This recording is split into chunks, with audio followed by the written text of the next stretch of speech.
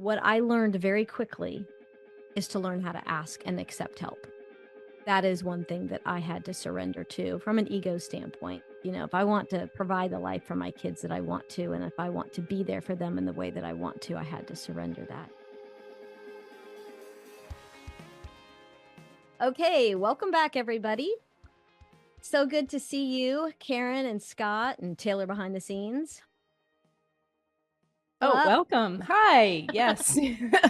We've already had a morning, so I thought maybe I was talking by myself. Yeah. We're here.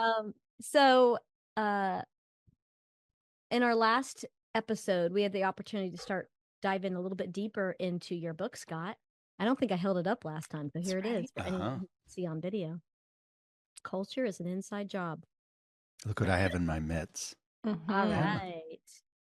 Yeah, I think the last time we were together, Scott was like, "Oh, do I need to have that book with me?" I was like, "Well, it might be helpful." It would help. It would help. So, yes. I think we ended last time, and we had asked, Karen and I were just asking you about kind of what is culture to you, but there was this quote that I saw in the book too, that it had come off of you saying every organization has a culture because every organization has people, which I've heard you say before, of course. And then you say that you came to believe this, that what we think is what we believe is what we give to the world, and what we give to the world is what the world sees in us. And so, in other words, what you think your organization is what your people will believe to be true about your company, or deeper than that, what they believe about you as the leader. So I love that quote. And I'm just wondering if you can share a little bit more about your heart, about what that really means to you when you think about culture, because that's, that is a belief system, right? It's a really deep belief system. So can you share a little bit more about what's on your heart around that when you think about why that was important to put in this book? And yeah, great question. I think I borrow a lot of quotes, but I think I wrote that. I don't know. It might be like 15 or 16 years ago. Because when I was like really lonely and like broken, I realized that I told myself lies about who I was. That I was little, I wasn't big, I wasn't smart, and I wasn't brave. It was just that it was the lies that I told myself. So what I came to believe is the fact that the lies that tell yourself turn into belief systems. And then you give that to the world, and that's what the world sees in you. And so what their realization of all that was the fact that they were just self-created lies that turned into really heavy, arrogant, prideful, false humility, false pride, heavy masks that kind of propped up who I thought everybody else wanted to be. And today I'm smart enough to know that, I really believe what we think about ourselves, what we think about our organizations. That's what we believe, and that's what we give to the world. So if our vision says something like, oh, I'm just trying to think of one, we want to be the kindest company in America, just as an example. And we don't believe that, then we're not going to give that to other people, and they're not going to see that in us. And then if I work for somebody that says that and they're not kind, those are just lies. And then the whole organization is just like, this place is just full of bunk. And so if you just kind of said, hey, look, I just want to be better tomorrow. I'm not very good today, and I just want to be better tomorrow. It's all, in my opinion, it's all about the honesty about yourself, about your organization. Does that help? it does. And really it's walking your talk too, right? Like it's one thing to say it. It's another thing to actually live it out and do it. And if you say one thing but don't do it, right, it's gonna whatever you are actually believing in your heart is what's going to permeate throughout you and throughout the organization. Yeah. Yeah, and I'm not sure if I talked about this before. I got a really cool LinkedIn message from a bunch of pharmacists at Premier Hospital. Mm. They have a book club, and they're reading my book, and they said, "Hey, you're in this book club and all that stuff." And I threw out there, "Hey, if you guys ever want me to stop by, I'll stop by." So I stopped by Premier, their big building downtown Dayton, last Thursday or Friday. I met with this team of pharmacists. It was really cool, and it felt really good too. But as I was talking to them about exactly what you brought up, I said, I want you to think. I'm a big fan of T charts. So, Mm-hmm. so on one side, um, the lies you're telling yourself about who you are. These are just blatant and they're honest. You have to get incredibly honest. And by the way, you don't have to share it with anybody. These are just the things I think about myself. Could be body image, could be all kinds of things. I'm not smart. I'm not tall enough. I'm not pretty enough. I'm not handsome enough. I'm not thin enough. Like all of the lies that you tell yourself about what you think. And then the other side is what you want to think about yourself. Does that make sense? Mm-hmm. And there's this huge gap, and you can make this come alive. And I know, like, even like I love, like, Karen often will like call you right on the carpet when you say something, right? It's like, whoa, Karen will give you a big speeding ticket. Hardly true. I didn't mean, yeah, I will say, well, I didn't mean that. And then Karen will say, but just hit it. Which means I'm thinking it. Does that make sense? We see through it. We just have to bring that stuff to life. Mm-hmm. Yeah. And I love that you just brought that up, because Karen, isn't that what we, our last episode at the end, when we said, let's go inside, and we were inviting people to do things. I think that's one thing that you ask everybody to do, Scott, is you challenge them to create that T chart. So thanks for that reminder. Karen, what comes up for you around this? Fear.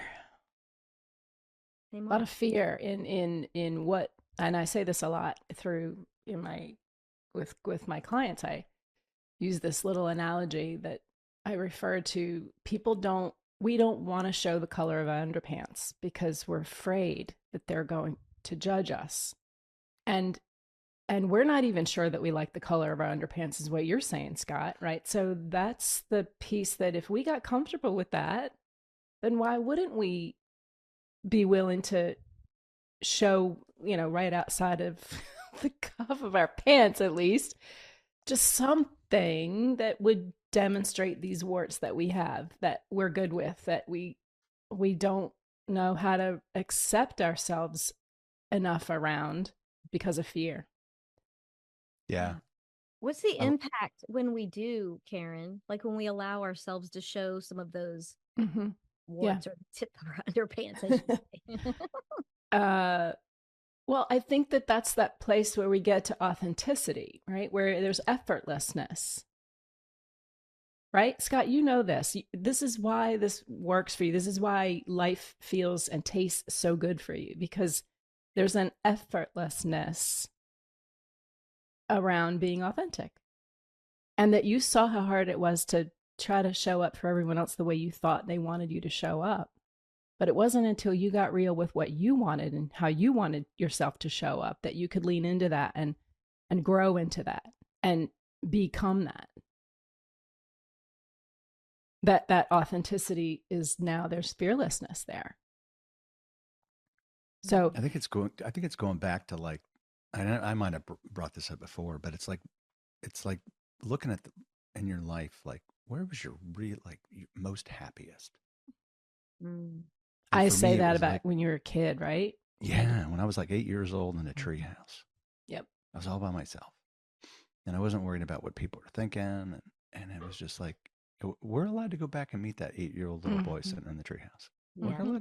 We're allowed to go back and shake his or her hand, give him or her a hug, and say, what happened between where I am and where I was?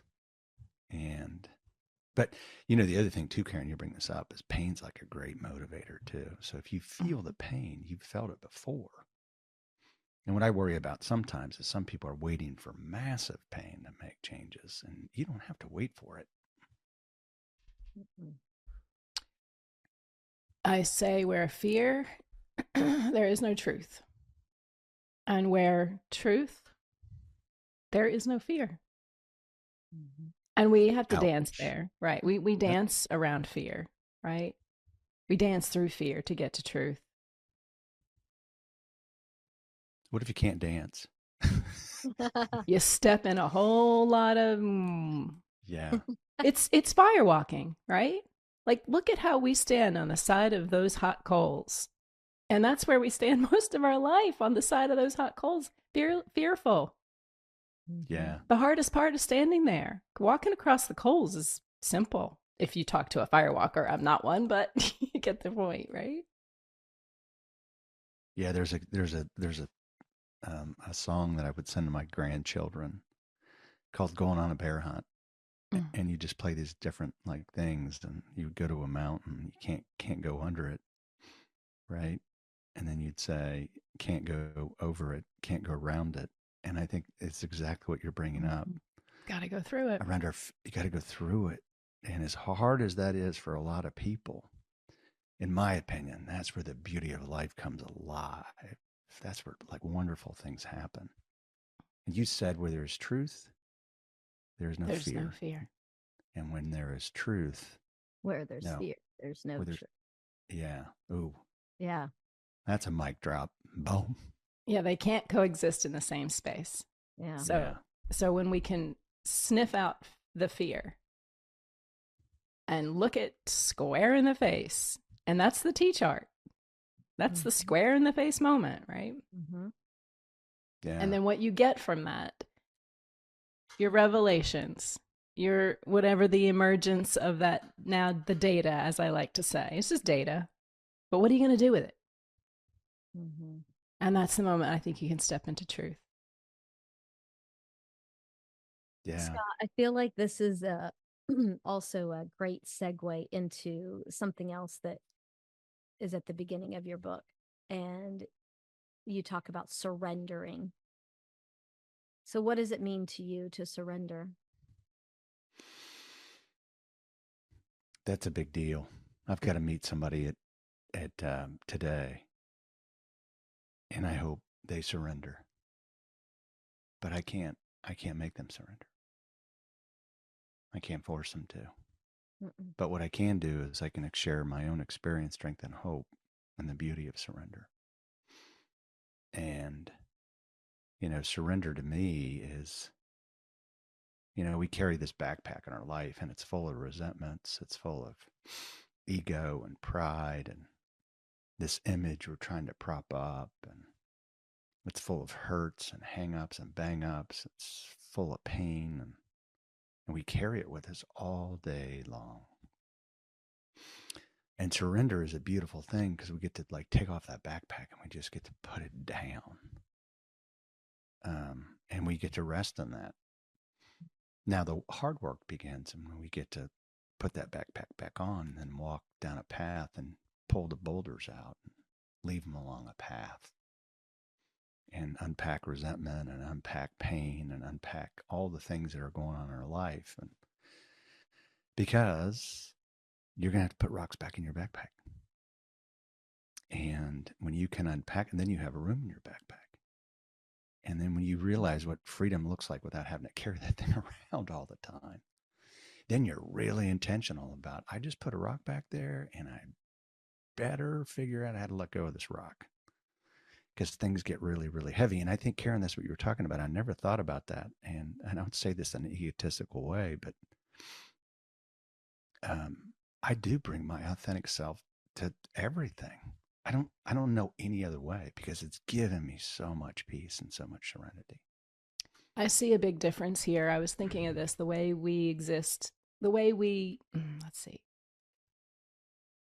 the way we believe we are living our lives in a very linear way, like through time, right? I know this kind of very ethereal, but let's just go here for a second. You were talking about carrying that backpack full of boulders. That's like the living in the past, like holding on to every one of those stories, the rumination of those stories, the suffering of the continuing suffering of them having to come with you into the present moment. But what was different was the fact that the minute that you are aware on this path that I'm going to let these boulders out and I'm going to let them go, whatever that might be, that reconciliation, that reframe, that's present moment awareness. We can't do that in the past.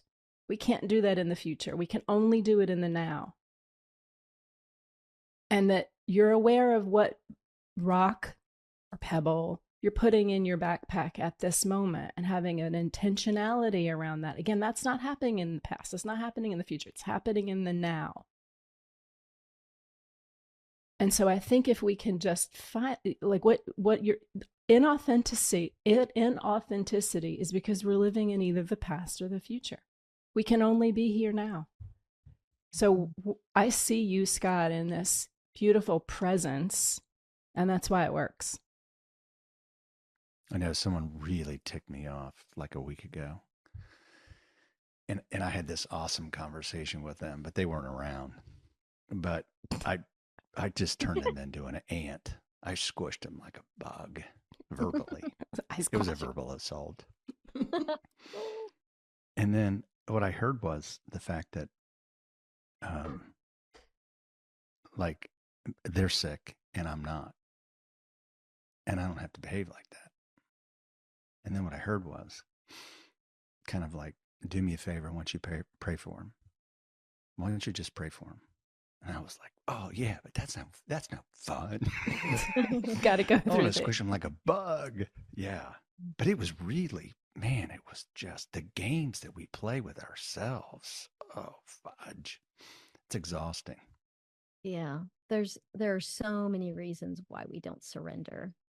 Right. I mean, I can, in my own life, just thinking about different really, really, really hard situations, but then sometimes just other things that I've made really, really hard that didn't need to be that hard, And part of it, like with my, as I like to call it, operating system, it's either exactly what you said, Karen, right? I'm holding on to things in the past, or I'm so focused on what I want to happen in the future, and I'm not letting go of the outcome, as we say. When we get letting go of the outcome is surrendering.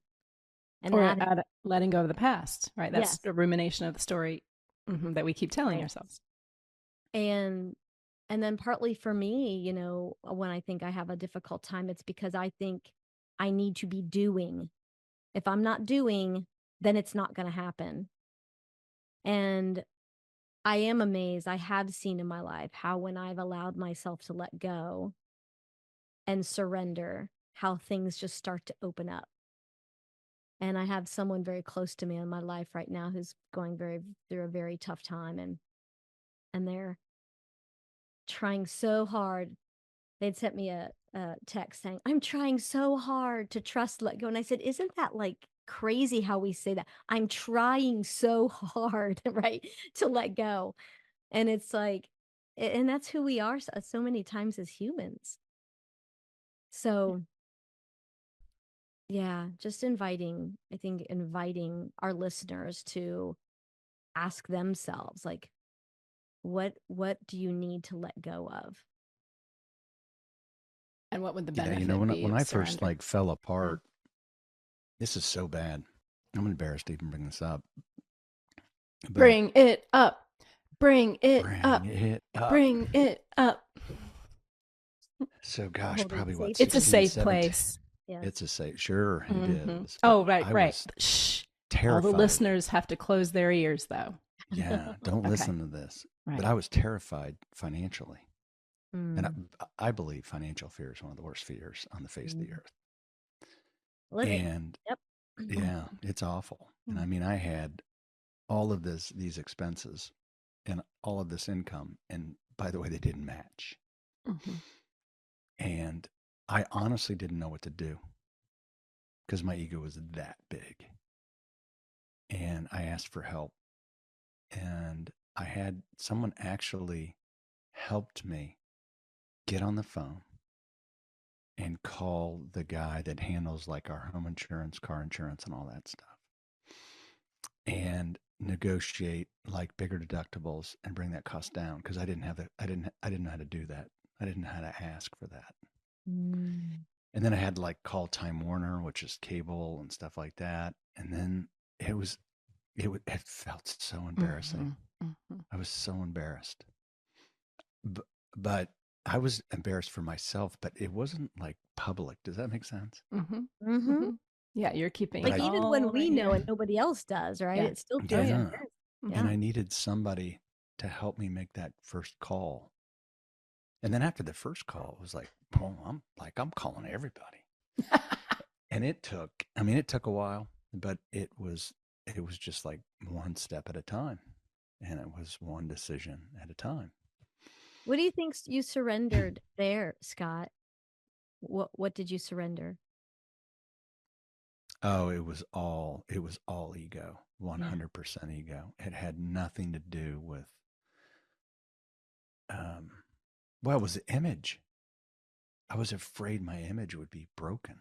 And I got lucky because I got real close to the edge mentally, physically, financially, spiritually, and thought I could jump off this cliff, or a judge could make me jump off this cliff. A cop could, a divorce attorney, a bankruptcy court, whatever. But here's the thing: my ego was so big, it was like I don't want that to happen. So even my intent there wasn't super virtuous and noble, right? But it was a fence. It was a fence on the edge of the cliff. And that person held my hand and showed me how to do something very simple. And I'll just never forget it. I'll never forget what that looked like. That was you standing. That was you standing on the edge of the hot coals. Yeah. Because think about how long it took you to make that first call. And the call itself is the coals. That wasn't as hard as, you got past that, and then you could walk on hot coals all day long then.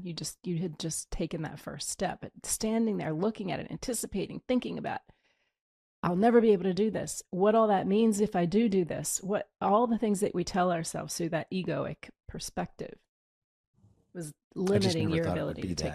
Yeah. I never thought it'd be that bad. But I was so terrified. Honestly, I was just scared. And I've talked to some other people they've done some bad stuff. I've done bad stuff. But I love Paul in the Bible, right? So like I've done some bad stuff, but I never drove around town killing Christians just because they were Christians, right? I never did that.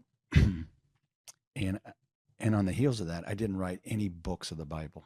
And that's what Paul did. He did some bad stuff. And in his redemption and his restoration, we're reading his books for 2,000 years. And no matter what it is, it's never that bad. It just isn't. It's never that bad. There is hope in the middle of everything. And Wendy, I'm sorry for bringing this up, but I even think of Mark, and I think of in the midst of all of what happened,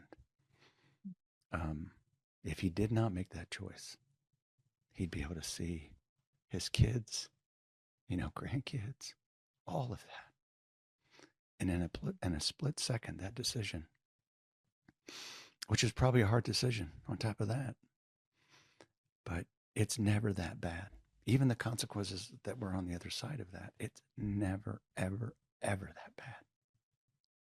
Yeah, I think, we could go down, a rabbit hole with all of that, but at a high level, it's a huge part of why I do what I do. Being able to help people see the value that they have and what they bring to the world and the truth, the capital T truth of who they are. And that we're all doing the best we can. Yes. And that is a capital T truth, right? Even in our own little, going back to presence. In this moment, we are perfect. We could not be anything different. And I know that's pretty radical to contemplate, but that's presence, right? And that's presence. It is like most of us aren't, but if we are present, then in that moment, yeah, like you said. Yeah, and I think, Wendy, too, when I think about you, is you not only had to pick up your pieces, but you had to pick up the pieces for your kids and everybody around you. And we could probably, talk about that later. Mhm. But I think from a surrender standpoint, Scott, for that piece, that is where,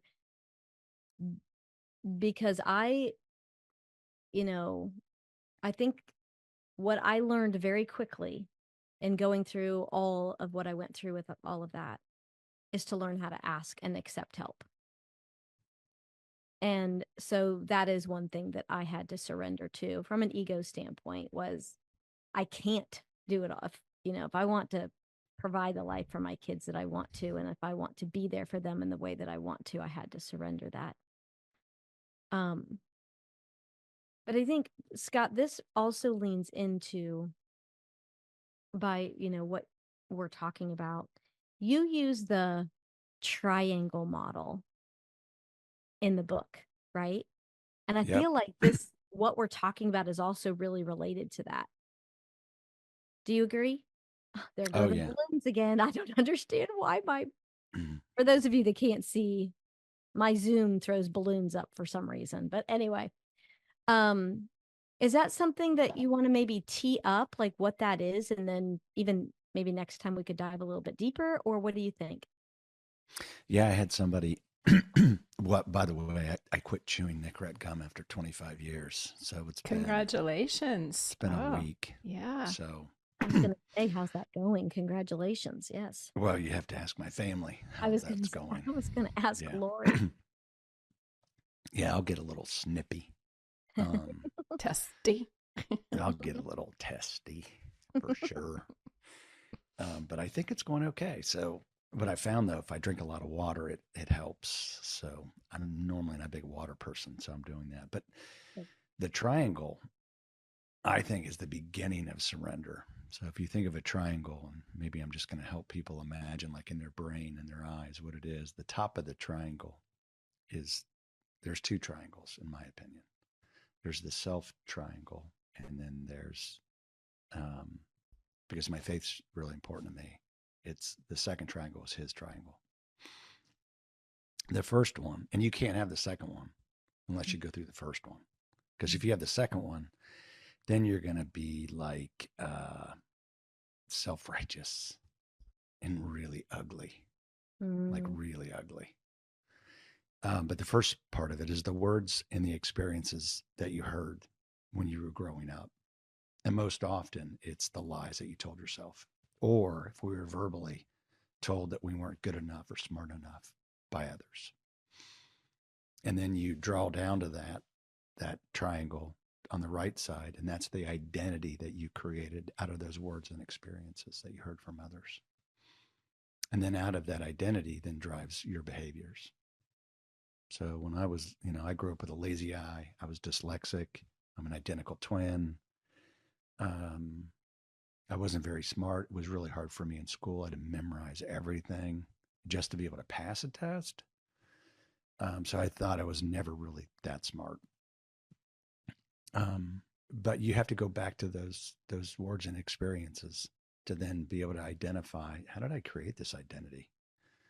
And then my identity are the behaviors. So if you think about it, what I think about myself is the top, right? What I believe is the identity I created. And then the other side, the behaviors, that's what I give to the world. And the second one is the most powerful side of it. Um, but if you don't go through the first one, I wouldn't recommend going through the second one. You have to. Like Karen, you talk about this. You talk about dancing, like you're going to dance on fire through that first one. You're going to. It is brutal. It is ugly. It can be like fighting. Um, but the end of it can bring, I think, real beauty into your life. That yeah. reminds me of the when we talked in the first season about our saboteurs, right? And the recognition of them and bringing that to the forefront of our cognizance and being able to be like, ick. Mhm. And then you're okay. Now, what do I need to do about that? Right? What's the story that I've been telling myself? What's the story? What's the new story that I'd like to tell myself? What do I need to let go of against surrender? So, yeah, the way we think, the way we feel, and the way we act, right? I think this might be a really good way, a really good place to wrap up. Mm-hmm. If we were to again challenge our listeners and ask them to go inside, I feel like it's what are you willing or what do you need to let go of in order to surrender? And anything else? And to step into your most authentic self. Yeah. Yeah, I'd go back to that place when you were a little boy or a little girl Mm-hmm. and get real specific around the five senses. So what you saw, what you heard, what you felt, ultimately what you smelled, not literally, but was it an authentic place? Why was it that way? And I'd get real specific around what part of you came like, why did I remember that event and that place and all of those things? What was important? What was special? And I would just stay there for a while. Mm-hmm. Like, what does that look like? Yeah, because like you said, Scott, right? Like that's thinking back to, and again, this could be complicated for some people, but so make sure you're taking care of yourself in this when you're thinking back to your childhood. But it can bring us back to that reminding ourselves of when we did feel the most joy at some point in our childhood. And basically, like even like what Karen was saying, um, all our childhood has built so much for us, right? That's where our joy started. And that's also where our inner critics and saboteurs and all of those showed up. So with that, um, again, think about what were, when you check in with your five senses, as Scott says, back when you were young, and then also thinking if anything comes up for you about what you're willing to let go of in order to surrender, to show up as your most authentic self. What is that? And with that, we will see you next time.